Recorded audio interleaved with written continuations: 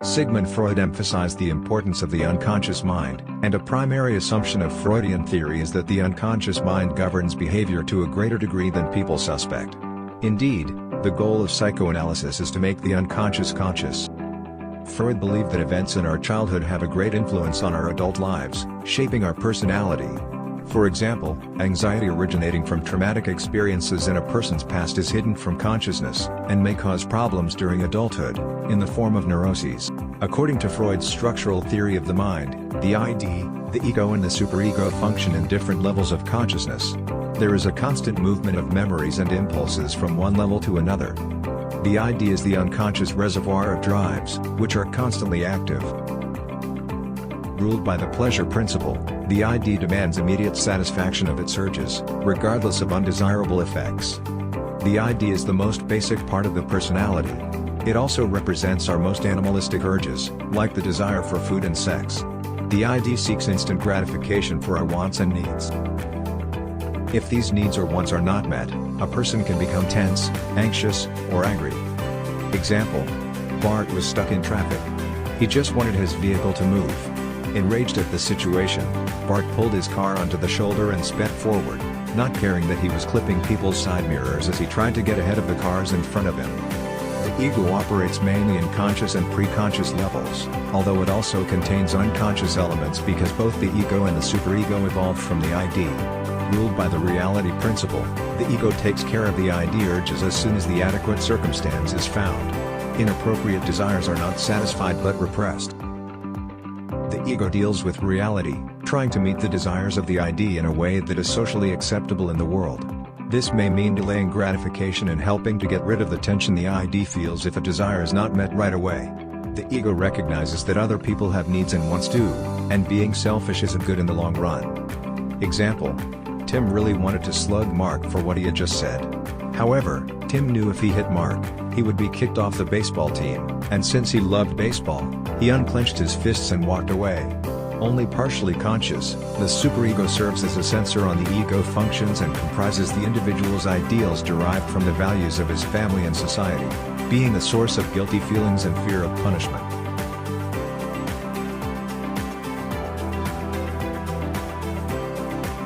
The superego develops last, and is based on morals and judgments about right and wrong.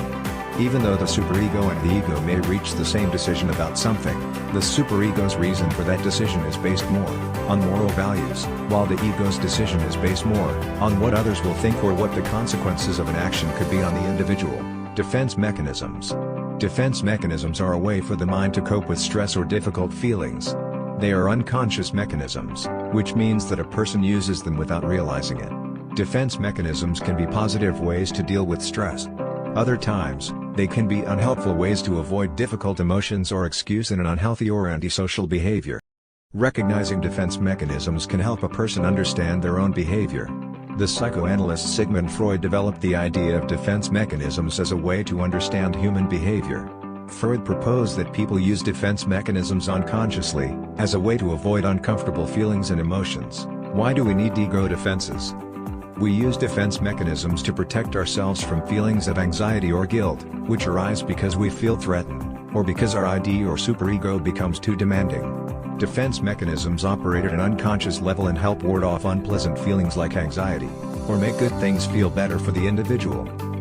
Ego defense mechanisms are natural and normal. When they get out of proportion, neuroses develop, such as anxiety states, phobias, obsessions, or hysteria. Here are some common defense mechanisms. Number 1. Denial. A defense mechanism proposed by Anna Freud which involves a refusal to accept reality, thus blocking external events from awareness. If a situation is just too much to handle, the person may respond by refusing to perceive it or by denying that it exists. As you might imagine, this is a primitive and dangerous defense. No one disregards reality and gets away with it for long. It can operate by itself, or more commonly, in combination with other, more subtle mechanisms that support it. Example: many people use denial in their everyday lives to avoid dealing with painful feelings or areas of their life they don't wish to admit. For example, a husband may refuse to recognize obvious signs of his wife's infidelity, or a student may refuse to recognize their obvious lack of preparedness for an exam. Number 2. Repression. Repression is an unconscious defense mechanism employed by the ego to keep disturbing or threatening thoughts from becoming conscious. Thoughts that are often repressed are those that would result in feelings of guilt from the superego. This is not a very successful defense in the long term since it involves forcing disturbing wishes, ideas, or memories into the unconscious, where although hidden, they will create anxiety.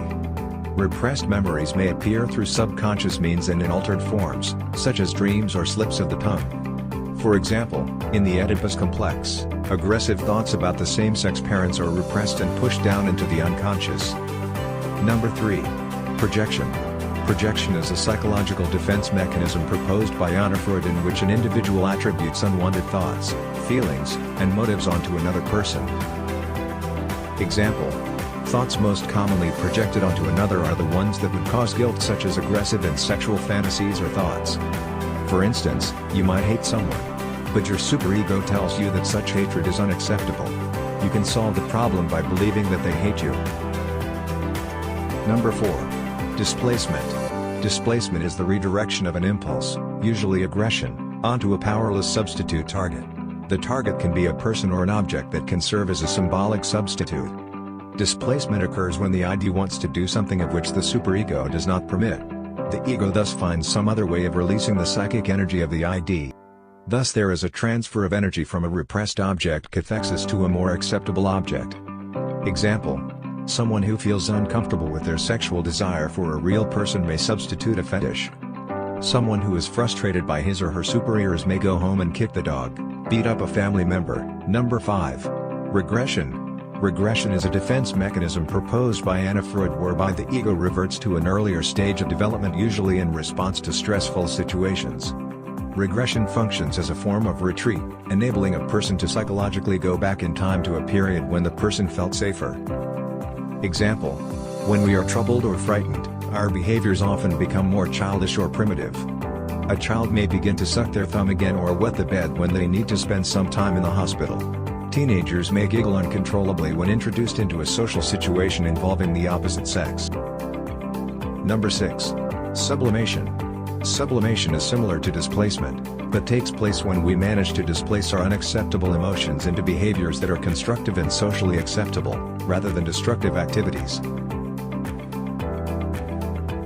Sublimation for Freud was the cornerstone of civilized life, as arts and science are all sublimated sexuality. Example: many great artists and musicians have had unhappy lives and have used the medium of art of music to express themselves. Sport is another example of putting our emotions like aggression, that is, into something constructive. Number 7. Rationalization. Rationalization is a defense mechanism proposed by Anna Freud involving a cognitive distortion of the facts to make an event or an impulse less threatening. We do it often enough on a fairly conscious level when we provide ourselves with excuses. But for many people, with sensitive egos, making excuses comes so easy that they never are truly aware of it. In other words, many of us are quite prepared to believe in our lies. Example: when a person finds a situation difficult to accept, they will make up a logical reason why it has happened. Conscious behaviors are adopted to overcompensate for the anxiety a person feels regarding their socially unacceptable unconscious thoughts or emotions. Usually, a reaction formation is marked by exaggerated behavior, such as showiness and compulsiveness. By using the reaction formation, the ID is satisfied while keeping the ego in ignorance of the true motives. Therapists often observe reaction formation in patients who claim to strongly believe in something and become angry at everyone who disagrees. Example: Freud claimed that men who were prejudiced against homosexuals are making a defense against their own homosexual feelings by adopting a harsh anti-homosexual attitude which helps convince them of their heterosexual. Another example of reaction formation includes the dutiful daughter who loves her mother is reacting to her Oedipus hatred of her mother. Last is number 9. Identification with the aggressor. Identification with the aggressor is a defense mechanism proposed by Shandor Ferenczi and later developed by Anna Freud. It involves the victim adopting the behavior of a person who is more powerful and hostile towards them. By internalizing the behavior of the aggressor, the victim hopes to avoid abuse, as the aggressor may begin to feel an emotional connection with the victim which leads to feelings of empathy. Example: an extreme example of this is the Stockholm Syndrome, where hostages establish an emotional bond with their captors and take on their behaviors. Patty Hearst was abused and raped by her captors, yet she joined their Symbionese Liberation Army and even took part in one of their bank robberies. At her trial, she was acquitted because she was a victim suffering from Stockholm Syndrome. Psychosexual stages of development. Freud believed that the nature of the conflicts among the id, ego, and superego change over time as a person grows from child to adult. Specifically, he maintained that these conflicts progress through a series of 5 basic stages, which is the oral, anal, phallic, latency, and genital. He called his idea the psychosexual theory of development, with each psychosexual stage directly related to a different physical center of pleasure. Across these 5 stages, the child is presented with different conflicts between their biological drives and their social and moral conscience because their biological pleasure-seeking urges focus on different areas of the body. What Freud called erogenous zones.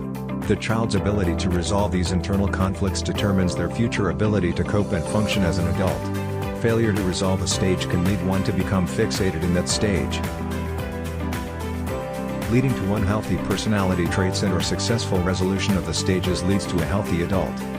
We can remember Freud's stages as O. Phallic, O. Oral stage, A-anus stage, Pha. Phallic stage, La. Latency stage, G. Genital stage, Oral stage, birth to 1-year-old, erogenous zone, mouth. During the oral stage, the infant's primary source of interaction occurs through the mouth, so the rooting and sucking reflex is especially important. The mouth is vital for eating, and the infant derives pleasure from oral stimulation through gratifying activities such as tasting and sucking. Because the infant is entirely dependent upon caretakers, who are responsible for feeding the child also develops a sense of trust and comfort through this oral stimulation. According to Freud, an adult who smokes, drinks, overeats, or bites her nails is fixated in the oral stage of her psychosexual development. The anal stage, from 1 to 3 years old. The erogenous zone is anus. Passing through the oral stage, children enter what Freud termed the anal stage. In this stage, children experience pleasure in their bowel and bladder movements, so it makes sense that the conflict in this stage is over toilet training. Freud suggested that success at the anal stage depended on how parents handled toilet training. Parents who offer praise and rewards encourage positive results and can help children feel competent. Parents who are harsh in toilet training can cause a child to become fixated at the anal stage, leading to the development of an anal retentive personality. The phallic stage, from 3 to 6 years old. The erogenous zone is genitals. Freud's third stage of psychosexual development is the phallic stage, wherein the infant's libido, or desire, centers upon their genitalia as the erogenous zone. The child becomes aware of anatomical sex differences, which sets in motion the conflict between erotic attraction, resentment, rivalry, jealousy, and fear, which Freud called the Oedipus complex, in boys, and the Electra complex, in girls. This is resolved through the process of identification, which involves the child adopting the characteristics of the same-sex parent. The latency, 6 to puberty. No erogenous zone. Following the phallic stage of psychosexual development is a period known as the latency period, 6 years to puberty. During this stage, the libido is dormant and no further psychosexual development takes place. Freud thought that most sexual impulses are repressed during the latent stage, and sexual energy can be sublimated towards schoolwork, hobbies, and friendships. The genital stage, from puberty to death. The erogenous zone is genitals. The genital stage is the last stage of Freud's psychosexual theory of personality development, and begins in puberty. It is a time of sexual experimentation, the successful resolution of which is settling down in a loving one-to-one relationship with. For Freud, the proper outlet of the sexual instinct in adults was through heterosexual intercourse. Fixation and conflict may prevent this, with the consequence that sexual perversions may develop.